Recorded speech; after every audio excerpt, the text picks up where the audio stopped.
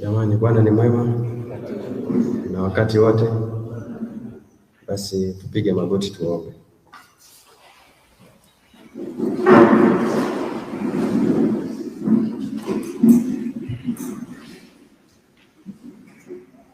Baba yetu unayeketi mahali pa juu mbinguni, sifa na utukufu na enzi na mamlaka daima tunakurudishia wewe. Asante Baba kwa sababu ya ulinzi wako. Tunakupenda sana watoto wako, umetulinda na kutupatia uhai, afya njema, jina lako litukuzwe. Umetulinda Baba ambao sisi hata hatukustahili, lakini kwa sababu ya huruma zako na fadhili zako tumeendelea bado kuwa katika mkono wako. Nakushukuru pia kwa ajili ya siku yako hii ya Sabato. Tunakuomba uweze kutubariki na kututakasa kama siku hii ilivyo. Tusamehe dhambi na makosa yetu, na neema yako iwe nyingi sana kwetu. Tubariki sisi na watoto wetu kuanzia mwanzo hata mwisho. Tusaidie maneno ambayo tunataka kujifunza tuweze kuyaweka katika utendaji. Peke yetu hatuwezi, tunakutegemea ee Mwokozi. Ndivyo tunavyokuomba kwa jina la Bwana Yesu Kristo tukiomba na kuamini. Amen.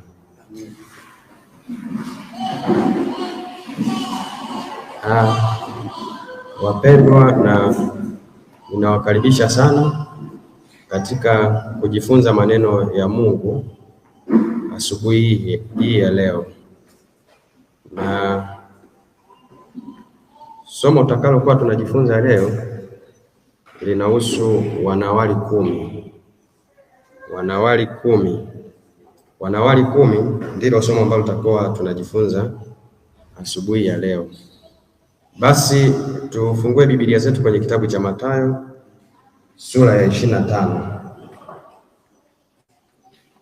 Mathayo sura ya 25.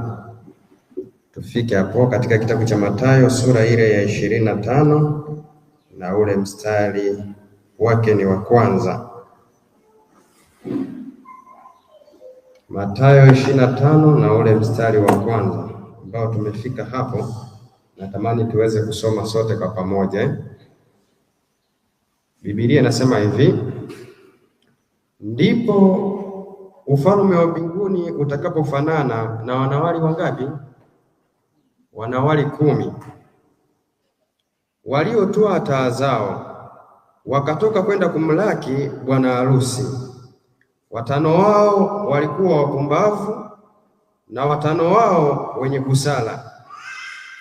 Wale waliokuwa wapumbavu walizitoa taa zao, wasitwae na mafuta pamoja nao, bali wale wenye busara walitoa mafuta katika vyombo vyao pamoja na taa zao. Hata bwana harusi alipokawia, wote wakasinzia wakalala usingizi. Lakini usiku wa 8 pakawa na kelele, ahaya, bwana harusi, tokeni kwenda kumlaki. Mara wakaondoka wanawali wale wote, wakazitengeneza taa zao. Wale wapumbavu wakaambia wenye busara, tupeni mafuta yenu kidogo, maana taa zetu zinazimika. Lakini wale wenye busara wakawajibu wakisema, sivyo, hayatutoshi sisi na ninyi. Afadhali shikeni njia, muende kwa wauzao mkajinunulie. Nao walipokuwa wakienda kununua, bwana harusi akaja, nao waliokuwa tayari wakaingia pamoja naye harusini. Mlango ukafungwa. Alafu wakaja na wale wanawali wengine wakasema, Bwana, Bwana, utufungulie. Akajibu akasema, amini nawaambia, siwajui ninyi. Basi kesheni, kwa sababu hamjui siku wala saa. Huu ni mfano ambao Yesu Kristo aliutoa, na tuweze kufahamu hivi, kabla ya Yesu Kristo kutoa huu mfano wa wanawali 10 alikuwa sehemu gani? Twende kwenye kitabu cha Mathayo sura ya 24. Mfano wa wanawali 10, Yesu Kristo kuna kitu ambacho anatufundisha sisi ambao tunaishi katika kipindi hichi, tupo jioni mwa kufungwa kwa historia ya hii dunia. Kwenye kitabu cha Mathayo sura ya 24 mstari wa 3. Sawa Anasema hivi, hata alipokuwa ameketi katika mlima wa Mizeituni, wanafunzi wake wakamwendea kwa faraga wakisema, tuambie, mambo hayo yatakuwa lini? Nayo ni nini dalili ya kuja kwako? Dalili ya kuja kwako na ya mwisho wa dunia. Umeona hapo mahali ambapo walikuwa wanamuuliza Yesu Kristo swali ni wapi hapo? Wapi? Kwenye mlima wa Mizeituni. Sawa Ni kwenye mlima wa nini? Wa Mizeituni. 36. Twende tufike mstari wa 36. Tuanzie 35. Anasema hivi, huu ni mwendelezo wa Yesu kuwaambia hapo hapo kwenye mlima wa Mizeituni. Anasema hivi, mbingu na nchi zitapita, lakini maneno yangu hayatapita kamwe. Yapi? 37. Anasema hivi, kwa maana kama vile ilivyokuwa siku za Nuhu, ndivyo kutakavyokuwa kuja kwake mwana wa nani? Wa Adamu. Kwa kuwa kama vile siku zile zilizokuwa kabla ya gharika, watu walikuwa wakila na kunywa, wakioa na kuolewa, hata siku ile aliyoingia Nuhu katika safina, wasifanye nini? Shuka chini hapo. Wasitambue hata gharika ikaja ikawachukua wote, ndivyo kutakavyokuwa kuja kwake mwana wa Adamu. Sasa hapa tusikilizane. Hapa kuja kwa Yesu Kristo sio mara ya pili anapokuja. Sawa jamani? Maana kuja kwa Yesu Kristo mara ya pili hawezi kukuta watu wanafanya hivyo. Sawa Haya. Kwa kuwa kama vile siku zile zilizokuwa kabla ya gharika, watu walivyokuwa wakila na kunywa, wakioa na kuolewa, hata siku ile aliyoingia Nuhu katika safina, wasitambue. Sawa Hata gharika ikaja ikawachukua wote, ndivyo kutakavyokuwa kuja kwake nani? Mwana wa Adamu. Jamani, kwani kula ni dhambi? Lakini tukila isivyo stahili ni nini? Ni dhambi, si ndio? Na kuoa sio dhambi, si ndio? Sio dhambi, si ndio? Sio dhambi. Lakini sasa kuna kitu cha muhimu hapa. Maana ya maisha kwanza Maisha maana yake tu, maana fupi ya maisha ni kula, kunywa pamoja na kuvaa. Yaani hiyo ndio maana fupi ya maisha Sasa Yesu Kristo alionyesha kuna vitu fulani ambavyo vinaweza kuwa kama mtego, hata hiyo siku ikija tusiweze kufanya nini? Kuitambua. Luka sura ya 21. Fika hapo Luka sura ya 21. Luka sura ya 21, fika hapo haraka sura ya 21 Luka. Shuka chini Luka sura ya 21. Kama vile zilivyokuwa siku, naomba ushuke chini, shuka chini. Hapo. Haya. Kwenye Luka 21 mstari wa 34 sikiliza Anasema hivi, basi jiangalieni mioyo yenu isije ikaelemewa na nini? Kwa hiyo kumbe inaweza nikala vibaya nikawa nini? Mlafi. Sawa Sawa jamani? Anasema hivi, basi jiangalieni mioyo yenu isije ikaelemewa na ulafi na ulevi na masumbufu ya maisha haya. Na masumbufu ya nini? Na masumbufu ya maisha haya, siku ile ikawajia ghafla kama mtego unasavyo. Kwa hivyo siku hii, na hii mmeimba kwenye wimbo 110 ule mlango ulioachwa wazi. Sawa Kwa hivyo siku hiyo inaweza ikaja ghafla kama mtego kwenye mambo mangapi? Matatu: ulafi, ulevi na masumbufu ya maisha haya. Kwa nini? Kwa kuwa ndivyo itakavyowajia watu wote wakao juu ya uso wa nini? Wa dunia nzima. Kwa hivyo siku hiyo itakavyowajia watu wasiitambue, ni watu wale ambao walikuwa wanadili sana kwenye ulafi, ulevi na masumbufu ya maisha haya. Kwa hivyo masumbufu ya maisha haya pia yanaweza kuwa kama nini? Mtego. Kwani nini maana ya maisha? Ni kitabu gani kinachosema msisumbukie mle nini, mvae nini, na maisha ya nini kusumbukia? Maana maisha sio, maisha si zaidi ya kula, kunywa? Mimi nakwambia usione hata mbunge anaendesha V8 anatafuta mambo machache tu: kula, kunywa na kuvaa. Maana kuishi, hata chizi ana mahali pa kuishi. Au nasema uongo? Maisha sio zaidi ya kula, kunywa na kuvaa. Haijalishi unafanya kazi gani, hiyo ndio tafsiri halisi ya maisha, ni kula, kunywa na kuvaa. Sasa katika kuhangaikia vitu vya namna hiyo, siku hiyo inaweza ikaja kama nini? Kama mtego. Kama mtego. Mhubiri 10:5. Mhubiri 10:5. Leo tuko tunajifunza somo la wanawali 10. Biblia inaposema ndipo ufalme wa Mungu utakapofanana na wanawali wangapi? 10 waliotwaa taa zao. Mhubiri 10:5. Fika hapo haraka. Mhubiri 10:5 ni 5:10.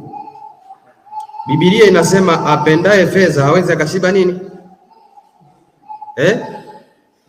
Apendaye fedha hawezi akashiba nini?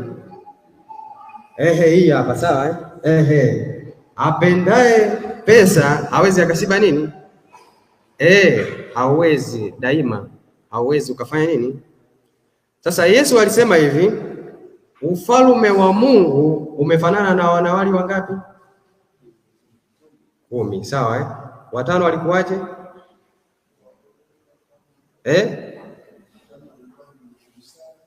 Na 5 wapumbavu Sasa hebu rudi kwanza Mathayo sura ya 24. Kuna kitu fulani nataka tuweze kukielewa hapa kwanza Unajua wanawali 10 ndio sisi hapa Najua hiyo, sisi ndio wanawali 10 Na ngoja nitawauliza swali. Wacha tusome kwanza hapa kidogo Mstari wa 42, Mathayo 24 mstari wa 42. Acha tutengeneze msingi alafu tuje tuende kwa pamoja. Haya, Yesu anasema hivi, kesheni basi, kwa maana hamjui ni siku ipi atakayokuja Bwana wenu. Sawa Endelea, anasema hivi, lakini fahamuni neno hili, kama mwenye nyumba angalifanyaje? Angalijua ile zamu mwivi atakayokuja, angalikesha, wala asingaliacha nyumba yake kufanya nini? Kuvunjwa. Kwa sababu hiyo ninyi nanyi jiwekeni tayari, kwa kuwa katika saa msiyodhani mwana wa Adamu yuaja. Hapana, Yesu Kristo atakapokuja mara ya pili atawatangazia watu siku ya kuja kwake. Si unajua hiyo Lakini hapa anachosema ni kitu kingine. Yesu Kristo atakapokuja mara ya pili lazima atangaze siku na saa ya kuja kwake. Hiyo lazima atangaze. Hiyo imeandikwa katika kitabu cha Ufunuo sura ya 16. Katika lile pigo la mwisho katika pigo la mwisho kutatokea ngurumo. Hebu fika hapo kwenye Ufunuo sura ya 16 alafu tarudi hapa. Watakatifu wa Mungu ambao watakuwepo duniani wataambiwa siku na saa ya kurudi kwa Yesu. Sawa Fika hapo Ufunuo 16:17.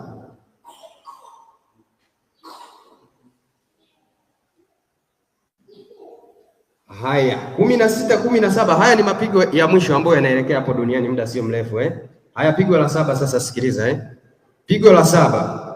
Na huyo wa 7 akamimina kitasa chake juu ya anga, sauti kuu ikatoka katika hekalu, katika kiti cha enzi, ikisema, imekwisha kuwa. Pakawa na nini? Na umeme na sauti na radi, na palikuwa na tetemeko la nchi kubwa, ambalo tangu wanadamu kuwako juu ya nchi hapakuwa namna ile, jinsi ilivyokubwa tetemeko hilo. Shikilia hapo Katika pigo la saba kuna vitu hivyo ambavyo vinatokea. Sasa umesikia hiyo ngurumo Waovu ndio ambao watasikia ngurumo, lakini watakatifu wa Mungu watasikia siku na saa ya kurudi kwa Yesu. Imeshawahi kutokea hiyo. Yaani namna hiyo Mungu kuzungumza na wanadamu imeshawahi kutokea. Angalia Danieli alipokuwa anapata maono kwenye ule mto wa Ulai.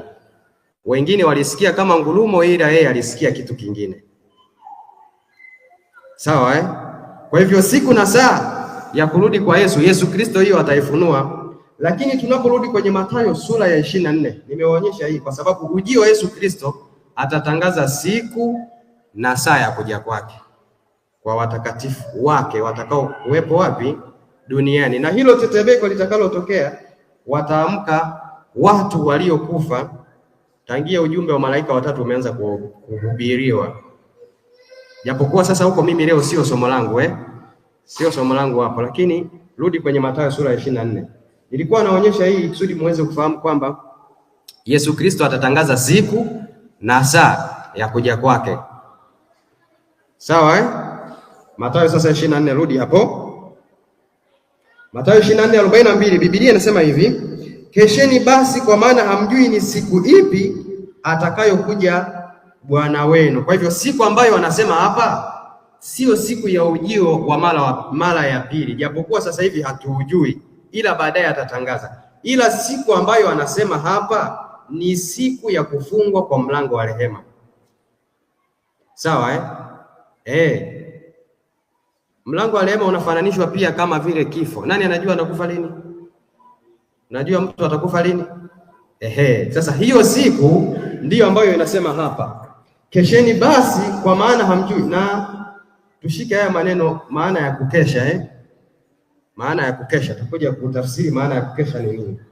Kesheni basi kwa maana hamjui ni siku ipi atakayokuja Bwana wenu. 43.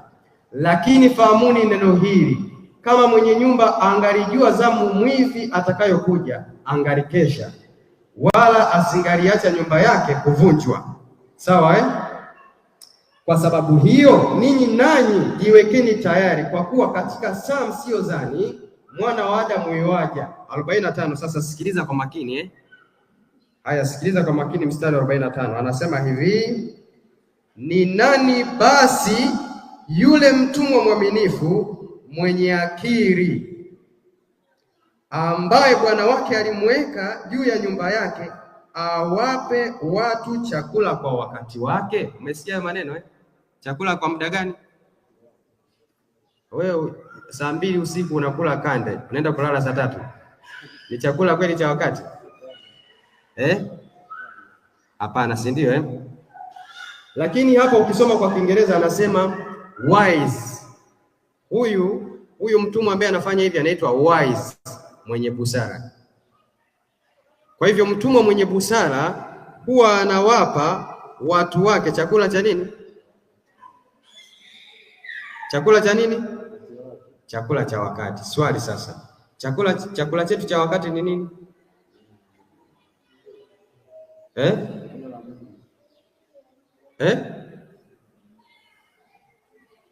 Neno la Mungu. Sawa, specifically ni nini?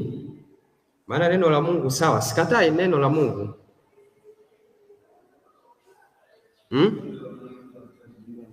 Ujumbe wa malaika wangapi? Watatu. Ujumbe wa malaika watatu ndio chakula cha nini? Cha wakati, si ndio Lakini ujumbe wa malaika watatu huwezi kumtenganisha na nani?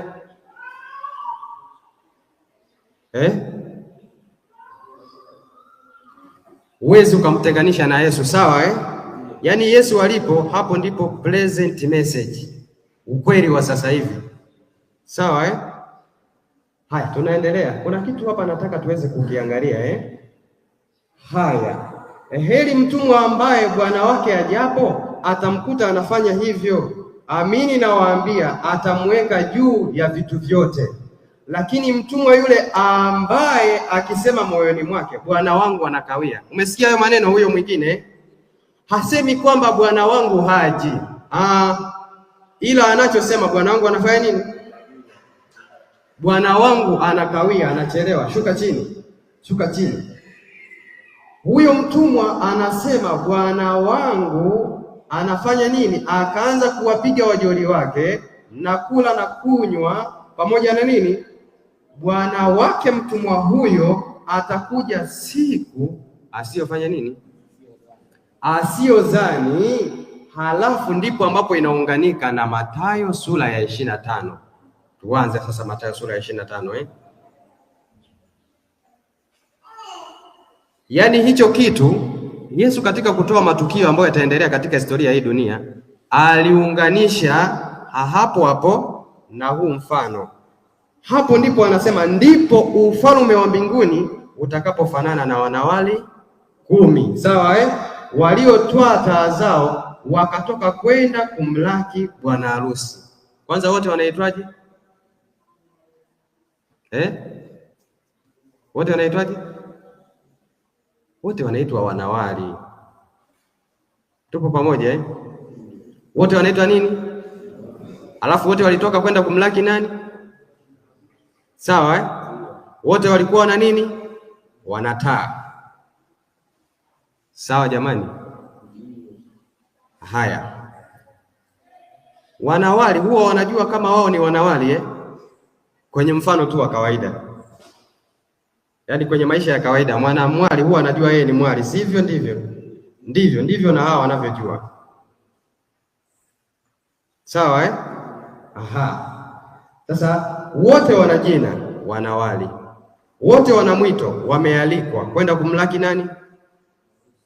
Wote wana nini? Wanataa. Ila kuna kitu ambacho kinawatofautisha Sawa Kitu gani ambacho kinawatofautisha? Watano wao walikuwa wanataa pamoja na nini? Na mafuta. Kwani taa ni nini? Zaburi 119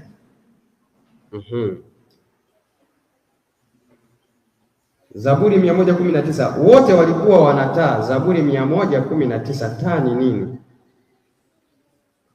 Zaburi 119 Zaburi 119 mstari wa 105 119 Zaburi 119 105. Nini maana ya taa? 105.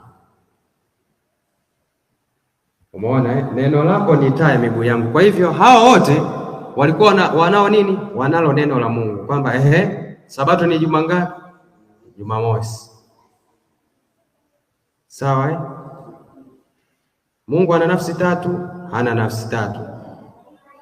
Sawa Yaani wanawali hao 10 ni sisi hapa jamani Sije ukaanza kuchukulia watu wengine huko nje Hao wanawali 10 ni sisi tuliopo humu ndani. Neno lako ni taa ya miguu yangu na mwangaza wa njia zangu. Rudi sasa kwenye Mathayo 25 tuanze.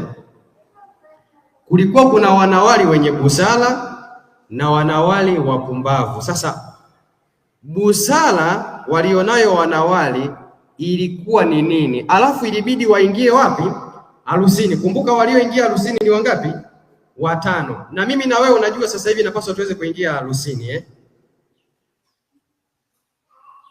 Tunaingia wapi? Harusini. Subiri hapo. Zaburi ngapi? Kitabu gani hicho?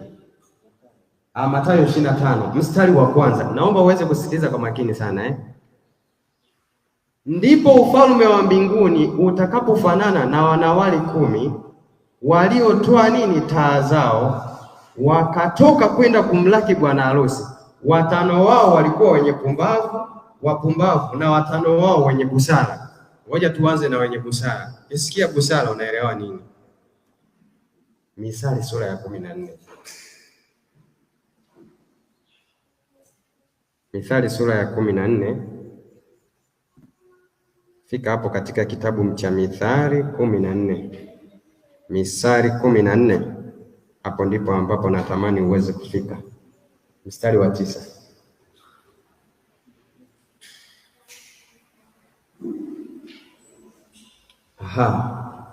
Ni wa 8, sawa. Sikia kwa makini Akili za mwenye busara ni kujua nini?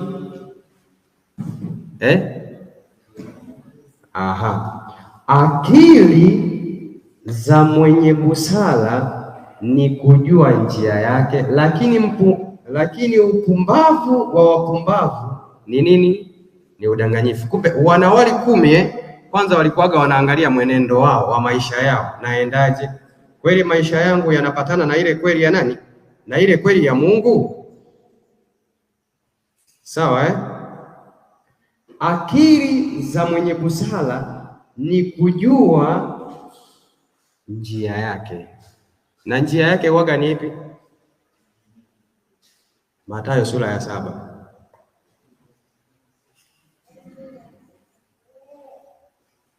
Njia ya wenye busara Hebu kabla bado hatujafika hapo kwenye Mathayo, naomba tufike Isaya 35 mstari wa 7.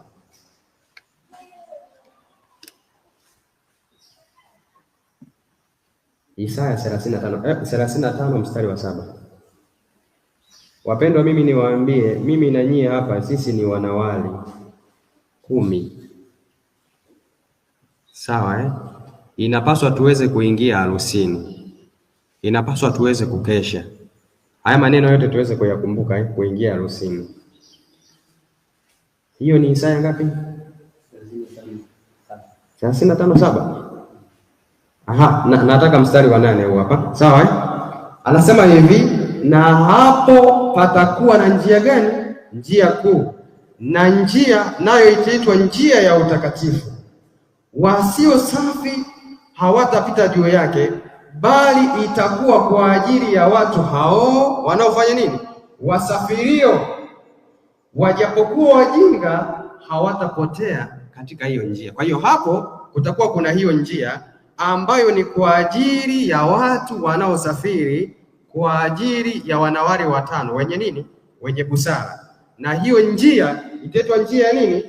Ya utakatifu. Wasio safi, wapumbavu, hawawezi wakapita kwenye hiyo njia. Hiyo njia ipoje? Mathayo sura ya 7. Mathayo sura ya 7, mpendwa ambaye unanisikiliza hapa. Mathayo sura ya 7 na ule mstari wa 13. Njia, maana tumeweza kusoma kwamba mwenye busara huwa anajua njia yake, si ndio Si ndio jamani? Mathayo 7:13. Haya, Biblia inasema hivi, ingieni kwa kupitia mlango ulio nini? Ndio njia yenyewe hiyo. Ingieni kwa kupitia mlango ulio mwembamba, maana mlango ni mpana na njia ni pana iendayo wapi? Na ni wengi waingiao kwa mlango huo, bali mlango ni mwembamba na njia imesonga iendayo uzimani, nao ni wachache wanaofanya nini? Wanayopita hapo. Sawa jamani Kuna tofauti ya sisi wasafiri wa kuelekea mbinguni. Niseme Yesu Kristo ndo alikuja kutuanzishia sisi njia kwenda wapi? Mbinguni. Na yeye mwenyewe ndo alisema njia ni nini? Ni nyembamba. Sawa Kuna tofauti kati ya kutembea njia nyembamba na njia pana, barabara pana. Sawa Barabara pana unaweza ukafanya vile ambavyo unataka, sawa vile ambavyo unaona, lakini njia nyembamba ni kuweza kujitoa, kuweza kuangalia Yesu anataka nini. Kwa hivyo yamkini mimi natembea katika njia pana, lakini sharti ni muombe Yesu arudishe miguu yangu kwenye njia gani? Njia nyembamba, njia ya kujikana. Kwa hivyo ingieni kwa kupitia mlango ulio mwembamba, na mtu mwenye busara atajulishwa hii. Hosea sura ya 14 mstari wa 9. Mtu mwenye busara atajulishwa hiyo njia. Hosea 14 mstari wa 9. Hosea 14 mstari wa 9. Wapendwa, wanawali 10 ni kielelezo chetu sisi ambao tupo hapa. Usije ukaangalia mtu mwingine kando Na wakati waliposikia bwana harusi anakuja, haya twendeni tukamlaki, watu ndio wakaanza kushtuka. naomba na mafuta na mimi taa yangu ifanye nini? Iwe imewaka, si ndio Lakini sikiliza hapa. Hebu sikiliza hapa. Ni nani aliye na hekima naye atafahamu mambo haya? Ni nani aliye na busara naye atayajua? Kwa nini? Kwa maana njia za Bwana zimepinda. Kwa maana njia za Bwana zimenyooka, na wenye haki watakwenda katika njia hizo, bali wasio wataanguka ndani yake. Kwa hivyo watu wenye busara lazima waweze kupita kwenye hiyo njia. Lazima waweze kupita kwenye hiyo nini? Ndio maana Yesu alisema hivi, kama ilivyokuwa wakati wa nani? Wa Nuhu. Manake Nuhu alikuwa na busara, alikuwa anajua njia yake, namna ya kwenda si ndio? Rudi sasa kwenye Methali 14. Wapendwa, wale wanawali wote 10 ukiwaangalia wote wana jina, wote ni Waadventista wa Sabato sawa Lakini itakapokuja kutokea shida, itakapotangazwa sherehe Jumapili, ndipo wanawali 5 wenye busara na wanawali 5 wenye wapumbavu, hapo ndipo ambapo huaga wanaonekana dhahiri. Kwa nini? Kwa sababu siku zote tabia huaga haijengwi wakati wa matatizo au wakati inapotokea nini? Ghasia. Kwenye ghasia sio wakati wa kutengeneza tabia, ila kwenye ghasia ni wakati wa kuonesha nini? Tabia yangu. Haya, tufike mstari wa 16. Hebu shuka hapo chini, mstari wa 16.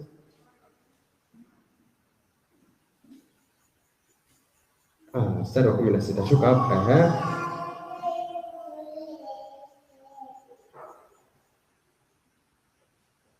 Panda juu 14. 15. Haya, Mithali 14:15 Biblia inasema hivi, mjinga huamini kila nini? Mjinga huamini kila nini? Unajua hata huko mtaani unaweza kumwambia kule bwana kwa kina Malosha wale kule ni waasi bwana. Ni kweli bwana. Wewe unaonaje? Ni kweli bwana. Biblia inasema wewe ni mjinga. Sawa? Hamna bwana kule wanawakataza watu wasio. Ni kweli bwana. Ni kweli. Wanawakataza hadi kupaka mafuta. Ni kweli bwana. Biblia inasema ni mjinga, kwa sababu mjinga huamini kila nini? Kila neno. Anasema hivi, mjinga huamini kila neno, bali mwenye busara huangalia sana aendavyo. Umesikia Kwa hivyo yumkini ni mimi au ni wewe, lazima sasa mimi nianze kukaa chini hivi, nianze kufikiri hivi, mimi John, haya maisha yanaendeshaje kwanza? Hivi kuna tumaini kweli la kwenda mbinguni? Hivi ninavyofanya ni kweli napatana kweli na maneno ya Mungu Sawa Maana hapo ndipo ambapo utakuwa mwenye busara. Kama ukikaa chini ukianza kutafakari maisha yako wewe unaitwa mwenye nini? Unaitwa mwenye nini? Na kwa kadiri siku zinavyoendelea kwenda mbele, lazima mimi na wewe tuweze kukaa chini, tuweze kutafakari, kwa sababu wakati wa crisis, wakati wa sheria ya kulazimisha, sheria ya Jumapili inapokuja sio wakati tena wa kutengeneza tabia. Kwani Nuhu alianza kutengeneza safina mvua ilivyoanza kunyesha? Au Lutu alianza kukimbia na familia yake moto ukiwa umeanza kuwaka, akawa anaona sasa naona moto umeshaanza kuwaka Alifanya hivyo? Hakufanya hivyo. Ufalme wa mbinguni umefanana na wanawali wangapi? Wanawali 10. Nikawauliza swali ambalo nimeuliza ni hivi, mwanamwali huwa anajua yeye kama ni mwali, ndivyo sivyo? Uzingatie mfano wa Yesu anakuhakikishia kabisa, hawa kabisa wanaamini kwamba wanaojua ukweli. Ni kabisa hiyo tunaamini. Kwa hivyo huo mfano usije ukaangalizia kwa watu wengine, tunahusika sisi humu. Naomba turudie tena Methali 14:8. hapo hapo, panda juu kidogo.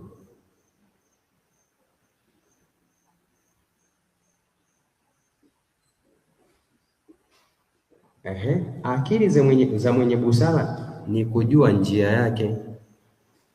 Ni kujua nini? Sasa kujua njia yake ndiyo maana ya kukesha. Biblia inaposema maana ya kukesha, wapendwa, sio kwamba wewe usilale uwe upo macho. Hapana, ni kujua njia yako, kuweza kubaini uovu unataka kuibukia wapi.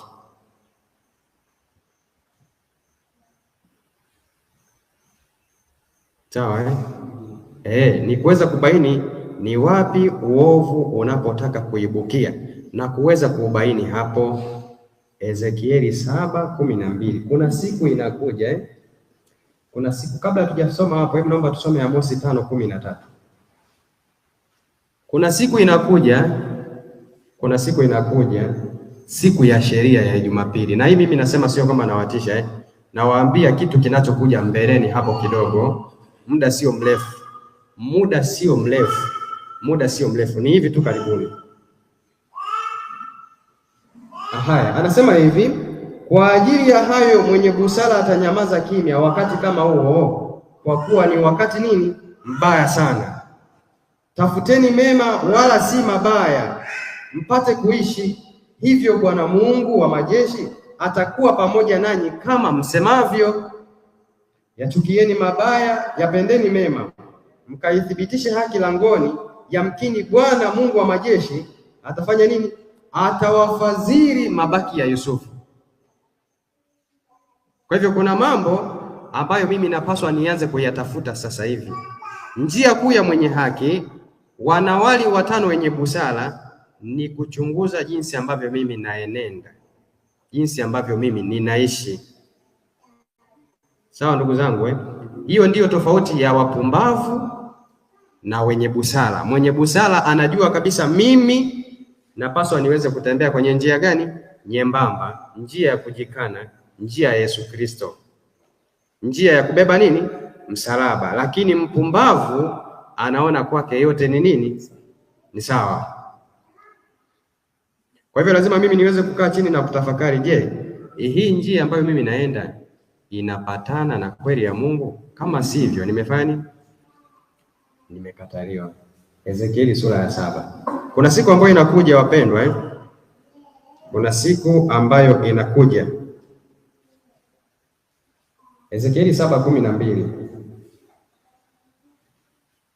Ezekieli sura ya 7 mstari wa 12. Hebu anzia mstari wa kwanza.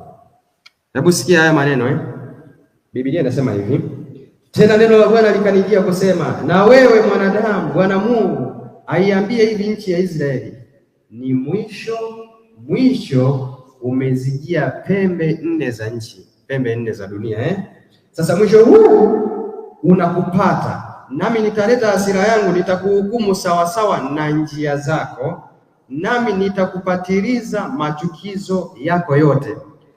Yaani katika Yesu kuwaelezea wanafunzi wake kwenye mlima wa Mizeituni kuhusiana na siku za mwisho. Si ndio swali walivyomuuliza siku za mwisho zitakuwa lini na nini dalili ya kuja kwako na ya mwisho wa dunia? Sawa aliwaelezea hiyo, lakini akawahusianishia na kitu ambacho wao wanapaswa kufanya nini? Ukifanya. Sawa ndugu zangu akawahusianishia jinsi na watu wake watakavyokuwa.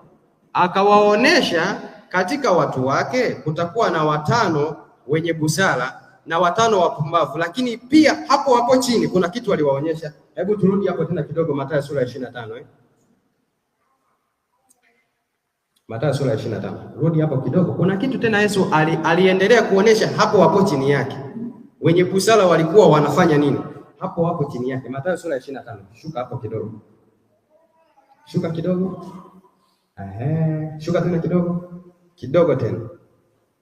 Subiri hapo mstari wa 14. Umeona vitu ambavyo Yesu anaviunganisha Alikuwa hakosei kwenye kutoa hii mifano yake kabisa.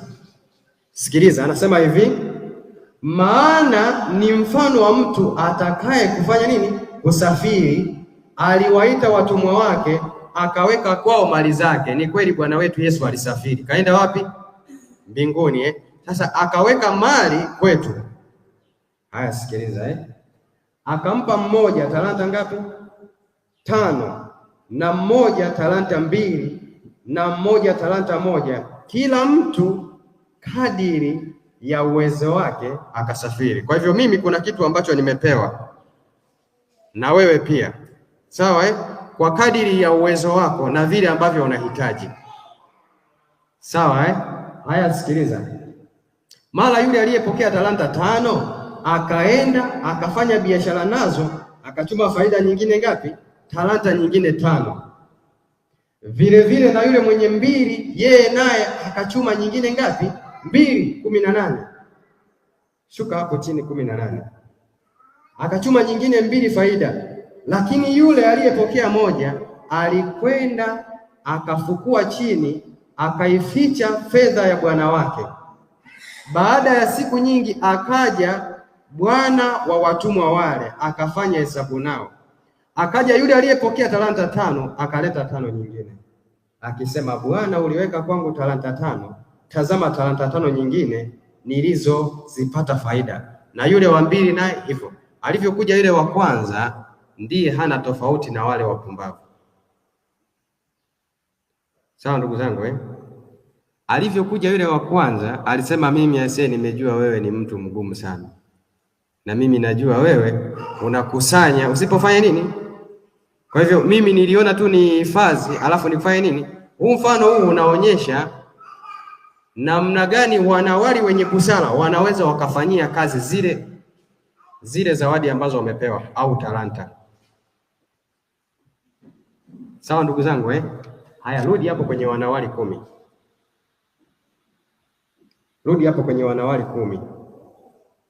Haya, subiri hapo. Mstari wa 5 unasema hivi, hata bwana harusi alipokawia, wote wakasinzia, wakalala usingizi. Alipofanya nini? Alipokawia, wote wakaanza kujisahau. Unajua kwenye raha siku zote ndio tunaweza tukajiona kama sisi tuna imani si ni kweli Si ni hivyo Hata wana wa Israeli maji yalipokuwa machungu walimnung'unikia sana Musa, maji yakawa matamu, baadaye shwari kidogo, wakajiona kama watu wenye imani. Utaenda kusoma kwenye Zaburi 106. Utaenda kuona namna safari ya wana wa Israeli ilivyokuwa. Kwenye raha ndipo walipojiona kana kwamba wana nini, lakini tufani inapotokea, hapo ndipo ambapo shida inapoanzia. Sawa Hata bwana harusi alipotokea, wote wakasinzia, wakalala usingizi. Lakini usiku wa 8 pakawa na kelele, haya bwana harusi, tokeni muende kumlaki. Unajua hichi kitu kilishawahi kutokea Kilitokea miaka ya 1844. Sawa Yaani vuguvugu la Waadventista wa Sabato miaka 1844, ambapo takribani walikuwepo watu kama sijakosea, watu kama 50,000, watu kama 50,000 ambao walikuwa wanasubiria Yesu Kristo anakuja mara ya pili wapi? Duniani. Na kumbe tukio halikuwa hivyo, ila tukio lilivyokuwa ni Yesu Kristo anaingia patakatifu pa patakatifu kufanya kazi ya mwisho. Sasa huu mfano ni applicable, unatumika hapo sana Waliingia harusini watu 50 tu, 49,050 wakarudi nyuma. Sasa ufahamu wa kuingia harusini, unajua mimi na wewe inapaswa pia leo tuwe tunaingia harusini Tunaingiaje harusini? Tukiwa tuna mavazi ya nini? Sije ukasahau huo sawa Tunaingia harusini tukiwa tuna mavazi ya nini? Ya harusi. Mathayo sura ya 21. Tunaingia harusini tukiwa na mavazi ya harusi. Kuna mfano mmoja Yesu aliutoa hapa. Twende 22. Mathayo 22. Hiyo ni 21. Twende 22. Mathayo sura ya 22. Aya, subiri. Wapendwa, tunaingia harusini. Unajua sasa hivi mimi na wewe napaswa tuweze kuingia wapi? Harusini. Sawa Tunapaswa kuingia wapi? Harusini. Haya, sikia. Anasema hivi, Yesu akajibu akawaambia tena kwa misali akisema, na tunafahamu kwamba Yesu pasipokuwa na mfano hakuweza kusema kitu chochote, si ndio Kila kitu alikuwa anasema kwa nini? Kwa mfano. Kwa nini? Hata Lazaro na tajiri, si unajua kuna mfano Yesu alisemaga Palikuwa na mtu mmoja tajiri, anaitwa tajiri huyo, sawa, na mwingine maskini Lazaro, alikuwa na vidonda, mbwa wanamlamba. Yule tajiri alivyokufa akawa yupo motoni huko, na Lazaro akapokelewa kwenye kifua cha Ibrahimu. Sasa kuna watu wakisomaga hivyo wanadhani kweli ni halisi, lakini huo ulikuwaga ni mfano. Kama wenye haki wote kweli wakifa wanaenda kwenye kifua cha Ibrahimu, Ibrahimu naye yupo kwenye kifua cha nani? Na wote tunawezaje tukakaa kwenye kifua cha Ibrahimu? Sawa Lakini huo ulikuwa ni nini? Ni mfano. Ufalme wa mbinguni umefanana na mfalme mmoja aliyefanyia mwanawe nini?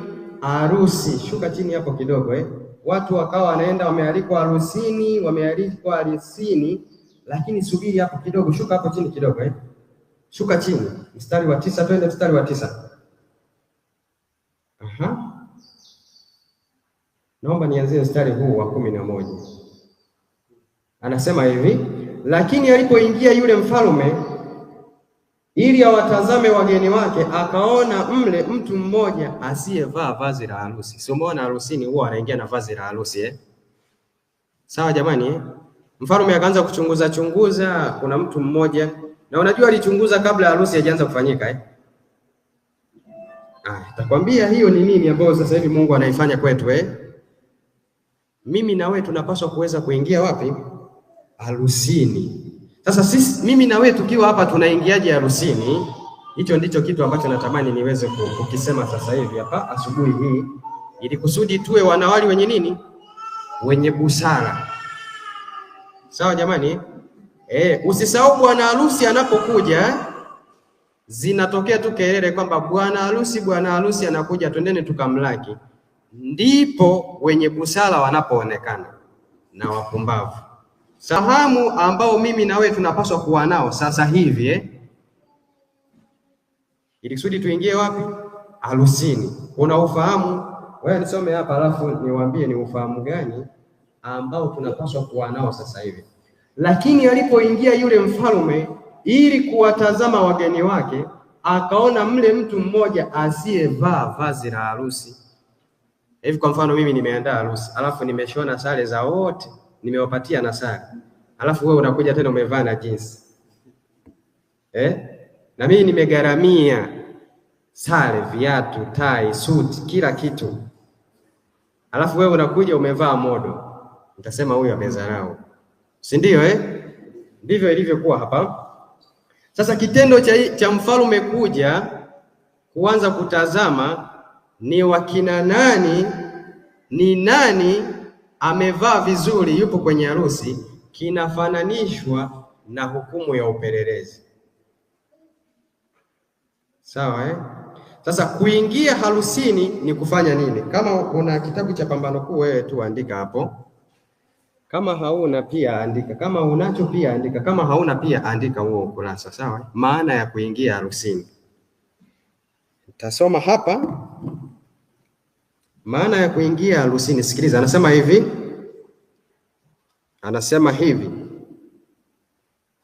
Haya, nasoma hapa. Nasoma ukurasa wa 356. 356 nasoma. Utasoma tu hapo ukurasa wa 356. Kiswahili, Kiingereza ni 427 au 428. Anasema hivi. Lakini wanapaswa kufahamu kazi yake. Tunapaswa kufahamu nini? Kazi ya Kristo, na kumfuata kwa imani kwenda mbele za Mungu. Ufahamu huu ndio unaosema kwamba wanaingia harusini. Umesikia eh? Kufahamu kazi ya Yesu Kristo anayoifanya na kumfuata kwa imani mbele za Mungu. Huo ufahamu ndio inasemekana kuingia wapi? Kwa hivyo kujua Yesu Kristo anafanya nini na mimi kufanya au kuwa mfano wa kile ambacho anakifanya sasa hivi, huo ufahamu nikiwa nao mimi ndio naingia wapi? Hicho ndicho ambacho Mungu anakagua, anataka niwe nacho, ili kusudi siku ya tufani, siku ya fujo itakapokuja, itanikuta mimi nipo ndani tayari, nipo kwa Mungu. Sawa eh? Itanikuta mimi nipo ndani, nipo kwa Mungu. Naomba twende Ezekieli haraka haraka hapo kwa sababu muda wetu umekwisha. Ezekieli 7, naomba ufike haraka hapo. Wapendwa, huu muda tulionao tunao muda mchache ambao tunapaswa kuweza kufanya mabadiliko makubwa sana ya kitabia, yaweza kufanana na nani? Na Kristo. Haya, mwisho unazijia pembe 4 za nchi. Sawa eh? Mstari wa 12. Hebu ngoja rudi hapo mstari wa 5. Sikiliza. Bwana Mungu asema hivi, ni jambo baya namna ya pekee. Angalia linafanya nini? Angalia hilo jambo linafanya nini? Bwana Mungu asema hivi, Ezekieli 7 mstari wa 5. Bwana Mungu asema hivi, ni jambo baya, evil sin. Ni jambo baya la namna ya pekee.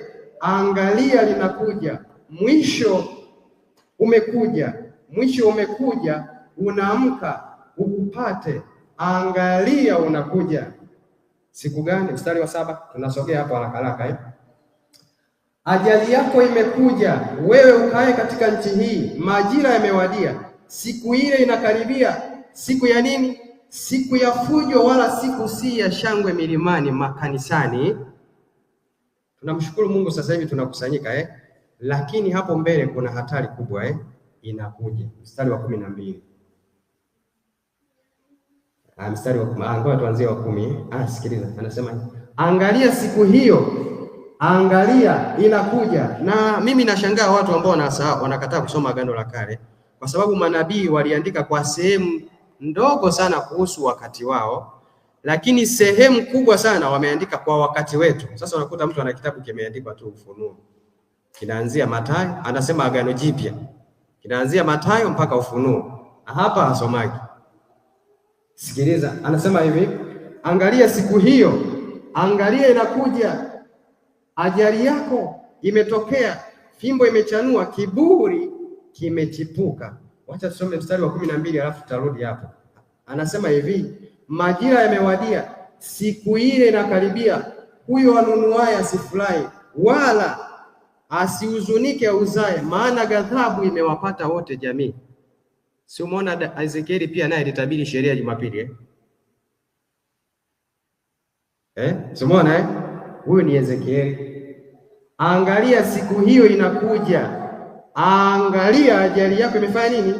Sasa siku hiyo inapokuja tunafanyaje? Tukiwa tunaelekea haraka haraka, nataka kusoma vitabu viwili tu tuishie hapo.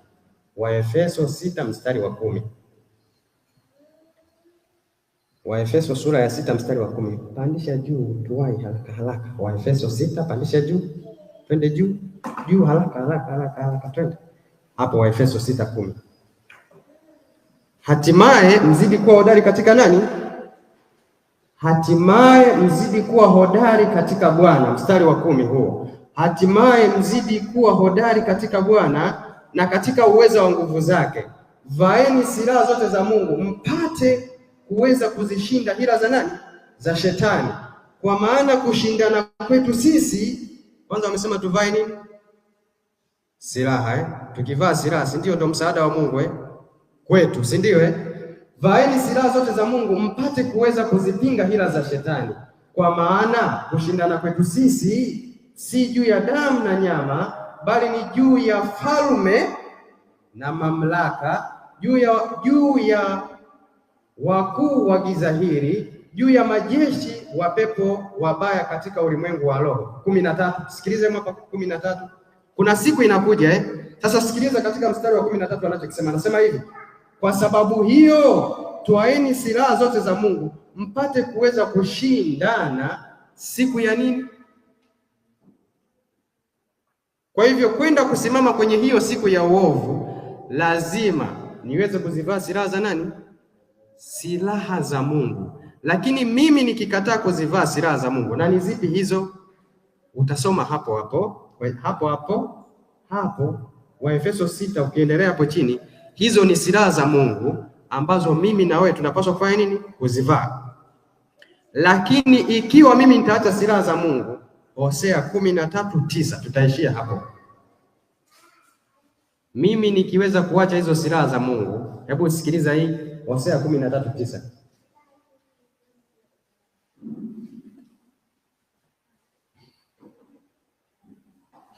Fika mstari wa 9 hapo.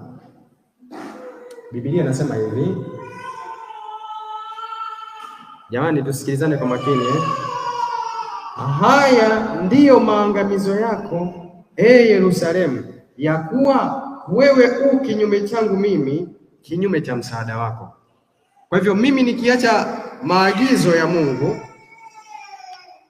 silaha ambazo Mungu amenipatia, na kuwa nipo kinyume cha msaada wake, na siku hiyo ambayo inakaribia kuja itanikuta mimi sijajiandaa. Kwa hivyo Mungu anisaidie sana, akusaidie na wewe, niwe mwanamwari mwenye busara, mwenye hekima, kujua wakati wa hukumu.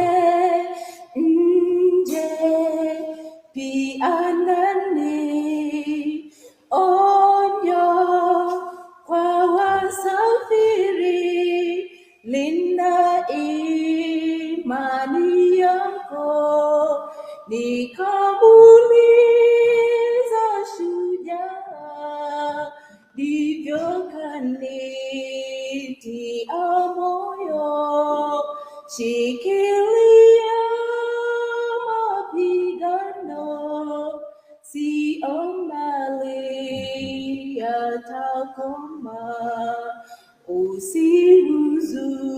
Usihuzunike tena, kitambo tu yatakwisha, tabu zote zitakoma, siku Yesu arudipo atatupokea. Malango ya mbingu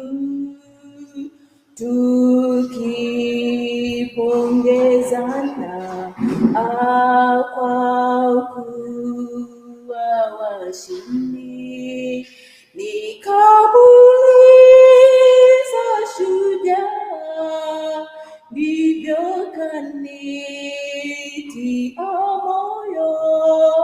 Shikilia mapigano, sio mbali yatakwisha.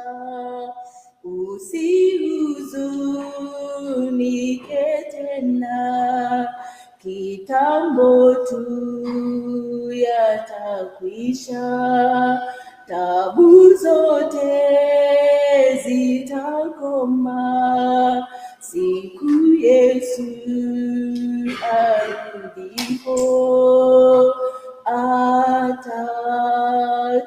atatupokea. Malango ya mbingu tukipongezana, kwa kuwa washindi.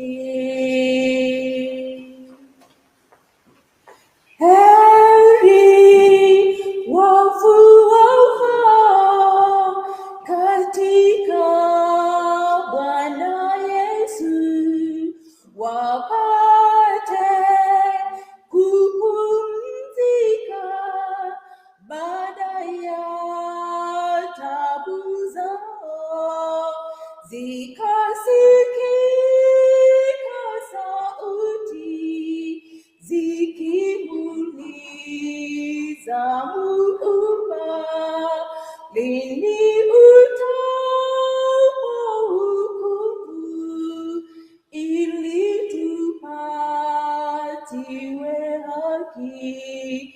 Mungu akatoa jibu, subirieni hesabu hadi itapotimia, ya wataofia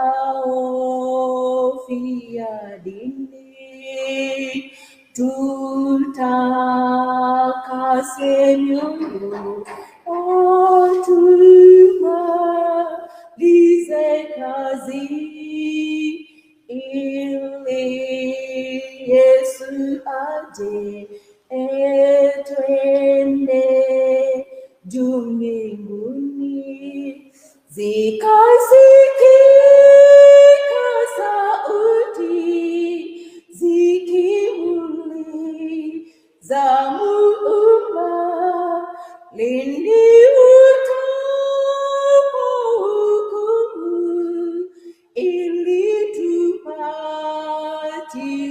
haki? Mungu akatoa jibu, subirieni hesabu hadi itapotimia, ya wataofia dini. Tutakase mioyo, tumalize kazi, ili Yesu aje, twende juu mbinguni.